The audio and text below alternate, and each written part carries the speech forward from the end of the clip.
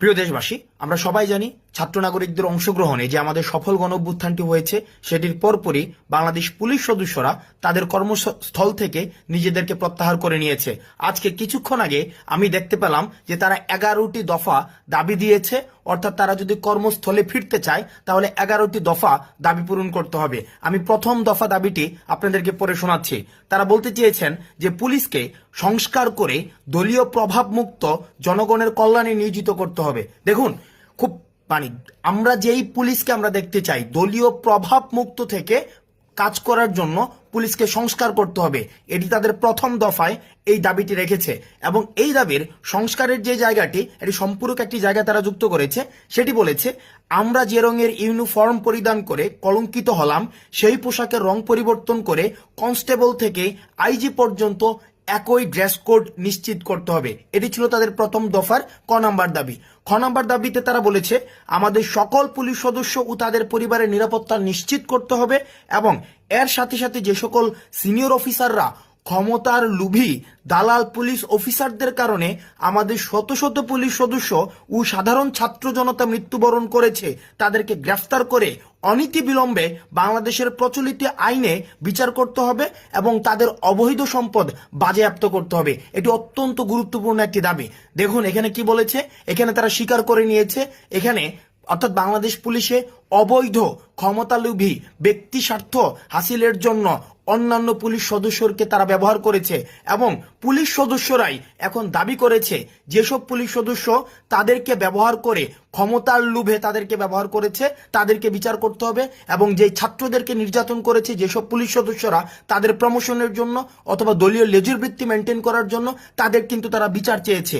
তারপরে দেখেন, তারপরে 2 নাম্বার দাবিটি একে খুব গুরুত্বপূর্ণ একটি দাবি। সেখানে তারা বলেছেন যে এই চলমান আন্দোলনে যেসব পুলিশ সদস্য মারা গিয়েছেন তাদের পরিবারেরকে সহায়তা দিতে হবে, আর্থিক সহায়তা দিতে হবে এবং সেখানে বলা হয়েছে যে জানমালের নিরাপত্তা ব্যবস্থা নিশ্চিত করতে হবে।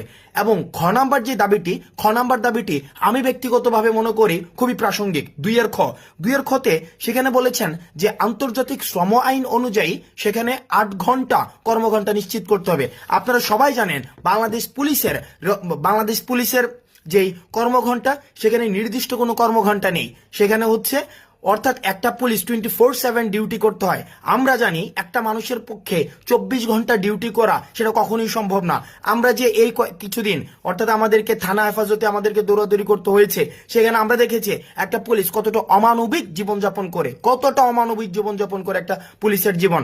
তাদের নির্দিষ্ট কোনো কর্মঘণ্টা নেই, 16 ঘন্টা 20 ঘন্টা 24 ঘন্টা ক্ষেত্র বিশেষে 2 দিন 3 দিন পর্যন্ত তাদেরকে ডিউটি করতে হয়। তাদের টোটাল 11টি দফা দাবি রয়েছে এবং প্রত্যেকটি দফা আমি যেগুলো পড়েছি কিছু কিছু দফা হচ্ছে ডিপার্টমেন্টাল, কিছু কিছু দাবি, বেশিরভাগ দাবি বা আমি প্রথম যে 4টি দফা দাবি যেগুলো সার্বজনীন সাধারণ মানুষ বুঝবে, আমি এই 4টি দফা দাবি পড়েছি। 4টি দফা তারা 2টির মধ্যে বলেছেন, দেখুন আমরা এমন একটি পুলিশ চাই, আমরা বৈষম্য বিরোধী ছাত্র আন্দোলন এমন একটি পুলিশ চাই যেই পুলিশ কখনোই হচ্ছে কোনো ধরনের গোষ্ঠী কেন্দ্রিক নিয়োজিত হবে না, বরং সেই পুলিশটি হবে জনগণের পুলিশ, অর্থাৎ পুলিশকে জনগণের সহায়তার জন্য জনগণের দোরগোড়ায় পৌঁছে দিতে পারবে। অর্থাৎ পুলিশের সাথে জনগণের যে মেলুবন্ধনটি, সেই মেলুবন্ধনটি যথেষ্ট সুসম্পর্কের ভিত্তিতে গড়ে উঠবে। আমরা দেখেছি সাধারণ জনগণের যে ক্ষোভটি সেটি কিন্তু পুলিশের উপরে না, বরং সেই ক্ষোভটি হচ্ছে পুলিশের পোশাকের উপরে। অর্থাৎ যারা গত 16 বছর ধরে ফ্যাসিজম কায়েম করেছে এই পুলিশের পোশাকটি ব্যবহার করে, অর্থাৎ তাদেরকে লাঠিয়াল বাহিনীতে পরিণত করেছে। আমরা দেখেছি ছাত্রদেরকে দমন করার জন্য, সুশীল নাগরিকদেরকে দমন করার জন্য, যারাই নীতিগত সংস্কারের কথা বলেছেন তাদেরকে দমন করার জন্য পুলিশকে সবসময় লাঠিয়াল বাহিনী হিসেবে তারা ব্যবহার করেছে ক্ষমতালোভীরা। সুতরাং আমরা পুলিশের যে দাবিগুলো জানিয়েছে এই দাবিগুলোর প্রতি বৈষম্য বিরোধী ছাত্র আন্দোলনের একজন সমন্বয়ক হিসেবে আমি ব্যক্তিগতভাবে, এটি কোনো আমাদের আনুষ্ঠানিক বৈষম্য বিরোধী ছাত্র আন্দোলনের কোনো বক্তব্য নয়, আমি ব্যক্তিগতভাবে এই যে 4টি দাবি সেগুলিকে অত্যন্ত বা 11টি যে দাবি সেগুলিকে অত্যন্ত যুগোপযোগী মনে করছি এবং পুলিশকে জনগণের দোরগোড়ায় পৌঁছে দিতে এবং পুলিশের যে ভাবমূর্তি ক্ষুণ্ণ হয়েছে সেই ভাবমূর্তিকে আবার সেটাকে ফিরিয়ে আনতে, পুনর্গঠন করতে আমি বিশ্বাস করি এই যে দাবিগুলো সেগুলি প্রাসঙ্গিক। এবং আমরা বলতে চাই ছাত্র নাগরিকের অংশগ্রহণে যে অন্তর্বর্তীকালীন সরকার গঠিত হতে যাচ্ছে, আমরা বিশ্বাস করতে চাই সে অন্তর্বর্তীকালীন সরকার এই 11 দফা দাবিকে অবশ্যই